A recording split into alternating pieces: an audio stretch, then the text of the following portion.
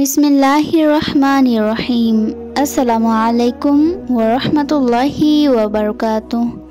আশা করি আল্লাহ তাআলার অশেষ রহমতে আপনারা সবাই ভালো আছেন। আমিও ভালো আছি আলহামদুলিল্লাহ। ইংরেজগণ পাক ভারত উপমহাদেশের একটি অকৃতজ্ঞ জাতিকে অগ্রসর হওয়ার সুযোগ করে দিয়েছিল, আর একটি অকৃতজ্ঞ জাতিকে পেছনে ফেলে দিয়েছিল। কিন্তু এর ফল যা হয়েছিল তা দেখে পরবর্তীকালে ইংরেজগণ আফসোস আর দুঃখ প্রকাশ করেছে। একজন উচ্চ পর্যায়ের ইংরেজ হাকিম গোরখপুরে সফর করেছিলেন। সেখানকার জমিদারের ম্যানেজারের কাছে এ প্রসঙ্গে তিনি দুঃখ প্রকাশ করে একটি ঘটনা বর্ণনা করেছিলেন। ঘটনাটি হলো, একটি নির্জন কক্ষে একজন দরবেশ বসবাস করতেন।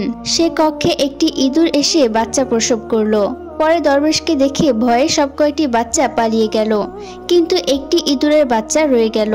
দরবেশের দয়া হলো, তিনি বাচ্চাটিকে দুধ পান করাতে লাগলেন। একদিন দরবেশ দেখলেন বাচ্চাটি মন ভার করে বসে আছে। তিনি তার দুঃখের কারণ জিজ্ঞাসা করলেন। ইঁদুরের বাচ্চাটি বলল, আজ একটা বিরাট ইঁদুর আমাকে ধাওয়া করেছিল। আজ কোনো রকম প্রাণে বেঁচেছি, কিন্তু একদিন সে আমার উপর জয়ী হবে এবং আমাকে হত্যা করবে, তাই আমার মনে খুব দুঃখ। দরবেশ বললেন, তাহলে আমি এখন তোর জন্য কি করতে পারি? বাচ্চাটি বলল, আপনি আমাকে বিড়াল বানিয়ে দিন। দরবেশ তখন আল্লাহর দরবারে দোয়া করলেন এবং ইঁদুরের বাচ্চার শরীরে হাত বুলিয়ে দিলেন। সঙ্গে সঙ্গে সে একটি বিড়ালে পরিণত হয়ে গেল। কয়েকদিন পর দরবেশ দেখলেন ইঁদুর থেকে বিড়াল হওয়া সেই বিড়ালটি বিমর্ষ মনে বসে আছে। তিনি বিড়ালের দুঃখের কারণ জিজ্ঞাসা করলেন। বিড়াল বলল, আজ মহল্লার গলিতে ঘুরতে গিয়েছিলাম। একটি কুকুর আমাকে তাড়া করেছিল। বড় কষ্টে প্রাণ বাঁচিয়ে এসেছি, কিন্তু এইভাবে কতদিন প্রাণ বাঁচাবো, তাই আমি খুবই চিন্তিত। দরবেশ বললেন, তাহলে এখন তুই কি করবি? বিড়াল বলল, আপনি আমাকে কুকুর বানিয়ে দিন। দরবেশ আল্লাহর দরবারে দোয়া করলেন এবং বিড়ালের গায়ে হাত বুলিয়ে দিলেন। অতঃপর বিড়ালটি কুকুর হয়ে গেল। 5-7 দিন পর দরবেশ দেখলেন কুকুরটি বিষণ্ণ মনে বসে আছে। তিনি কারণ জিজ্ঞাসা করলেন। কুকুর বলল, আজ আমি জঙ্গলে গিয়েছিলাম, সেখানে একটি নেকড়ে বাঘ আমার উপর হামলা করেছিল। দরবেশ বলল, তাহলে তুই এখন কি করতে চাস? কুকুর বলল, আমাকে নেকড়ে বাঘ বানিয়ে দিন। দরবেশ আল্লাহ তাআলার দরবারে দোয়া করলেন এবং তার শরীরে হাত বুলিয়ে দিলেন। অমনি কুকুরটি নেকড়ে বাঘে পরিবর্তন হয়ে গেল। কয়েকদিন পর দরবেশ দেখলেন সেই বাঘটি মন খারাপ করে বসে আছে। দরবেশ জিজ্ঞাসা করলেন, এখন তোর মন খারাপ হওয়ার কারণ কি? নেকড়ে বাঘ বলল, আমি জঙ্গলে গিয়েছিলাম, সেখানে একটি বড় বাঘ আমাকে হত্যা করার জন্য তাড়া করেছিল। দরবেশ বললেন, এখন তাহলে তুই কি করতে চাস? নেকড়ে বাঘ বলল, আমাকে বড় বাঘ বানিয়ে দিন। দরবেশ আল্লাহ তাআলার দরবারে দোয়া করে দরবেশ আল্লাহ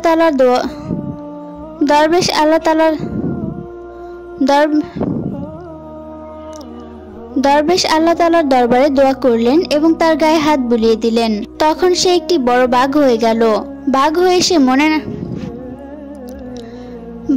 সে মনের আনন্দে জঙ্গলে গেল। জঙ্গলে যেতেই আগে সে বাঘ তাকে দেখে বলে উঠল, আরে বহুরূপী, খুব তো রূপ বদলাচ্ছিস, কিন্তু তোর মধ্যে আর আমার মধ্যে এখনো বিরাট পার্থক্য রয়েছে। তুই হলি মানুষের তৈরি বাঘ, আর আমি হলাম আল্লাহ তাআলার তৈরি বাঘ। আল্লাহর তৈরি আসল বাঘের ক্ষমতা তোর তুলনায় সবসময় বেশি হবে। এ কথা শুনে সেই বাঘ কাঁপতে কাঁপতে বলল, তাহলে আমার প্রাণ বাঁচার কি কোনো পথ নেই? জঙ্গলের বাঘটি বলল, একটি মাত্র পথ আছে। আগে তুই তাকে হত্যা করে আয় যে আল্লাহর ওপর তাকাব্বুর করেছে, তোকে ইঁদুর থেকে বাঘ বানিয়েছে। আল্লাহর সৃষ্টির মধ্যে সে হস্তক্ষেপ করেছে। তাকে হত্যা করলেই আমি তোকে ছেড়ে দিব। অতঃপর নেকড়ে বাঘটি চলে গেল। জঙ্গল থেকে দরবেশের কামরায় এসে হাজির হলো। দরবেশ দেখলেন সে নখ বের করে থাবা দেওয়ার জন্য প্রস্তুত। দরবেশ বললেন, আজ তোর একই অবস্থা হয়েছে। নেকড়ে বাঘ বলল, আজ তোকে হত্যা করব। দরবেশ বললেন, আমার আগের সকল দয়া এবং উপকারের কথা কি তুই ভুলে গেছিস? নেকড়ে বাঘ বলল, ধ্যাত তোর উপকার, এখন আমার জান যায়, উপকারের কথা ভেবে জান হারাতে পারি না। আজ আমার আবারও সেই বাঘের সাথে দেখা হয়েছে। সে হলো আসল বাঘ, আর আমি ইঁদুর থেকে বাঘ রূপ ধরেছি। সে জানতে পেরেছে।